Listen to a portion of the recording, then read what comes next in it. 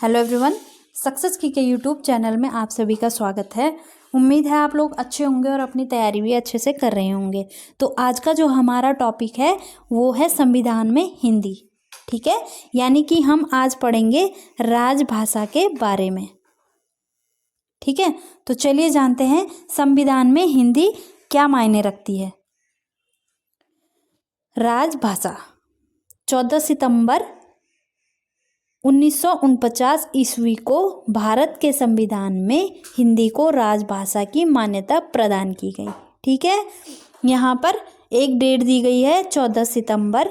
ठीक है, ईस्वी सन 1949 में क्या हुआ, यहाँ पर जो भारत का संविधान है इसमें हिंदी को राजभाषा की मान्यता दी गई। ठीक है, यानी कि जो हिंदी है हमारी इसे राजभाषा का दर्जा दिया गया। भारतीय संविधान के भाग 17 में अनुच्छेद 343 से 351 तक राजभाषा का संविधान में प्रावधान किया गया। ठीक है, जो हमारी राजभाषा है हिंदी। ठीक है, इसको कहाँ पर रखा गया, भाग 17 में जो अनुच्छेद 343 से लेकर 351 तक हैं इनमें हिंदी भाषा के बारे में दिया गया है, यानी कि हिंदी भाषा के बारे में यहाँ पर वर्णन है। ठीक है, आगे देखते हैं।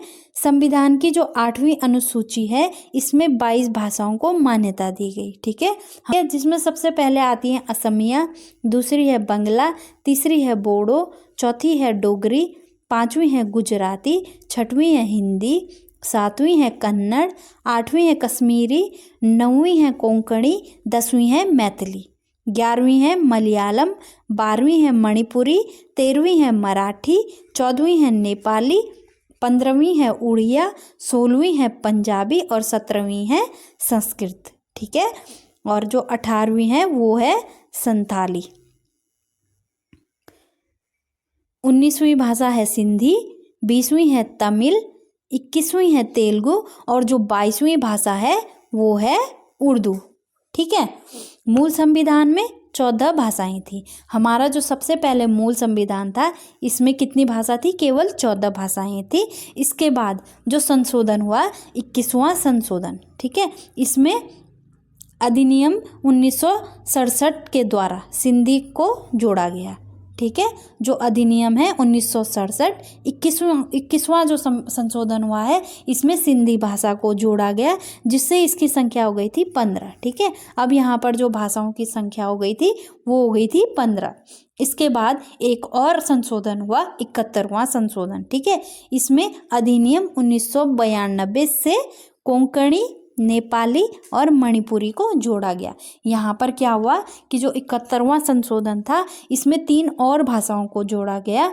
ठीक है, जो अधिनियम 1992 के तहत आता है। इसमें जो वो 3 भाषाएं थी वो कौन कौन सी थी, पहली थी कोंकणी, दूसरी है नेपाली और तीसरी है मणिपुरी। ठीक है, इन सबको जब मिलाया गया तो ये भाषाओं की संख्या हो गई 18। ठीक है, इसके बाद एक और संशोधन हुआ जो 92 संशोधन था। ठीक है, 92वां संशोधन था। इसमें अधिनियम 2003 के तहत इसमें जोड़ा गया बोडो, डोगरी, मैथिली और संथाली। यहाँ पर 4 भाषाएं और जोड़ी गई जिसमें आती हैं बोडो, डोगरी, मैथिली और संथाली। ठीक है, और इन सबको मिलाकर अब इन जो भाषाओं की संख्या हुई वो हुई 22। ठीक है, इसमें 22 भाषाओं को दर्जा दिया गया, यानी कि 22 भाषाओं को मान्यता दी गई। ठीक है, तो चलिए आज के लिए इतना ही रखते हैं। मिलते हैं अगली वीडियो में, तब तक के लिए आप पढ़ते रहिए, प्रयास करते रहिए। धन्यवाद।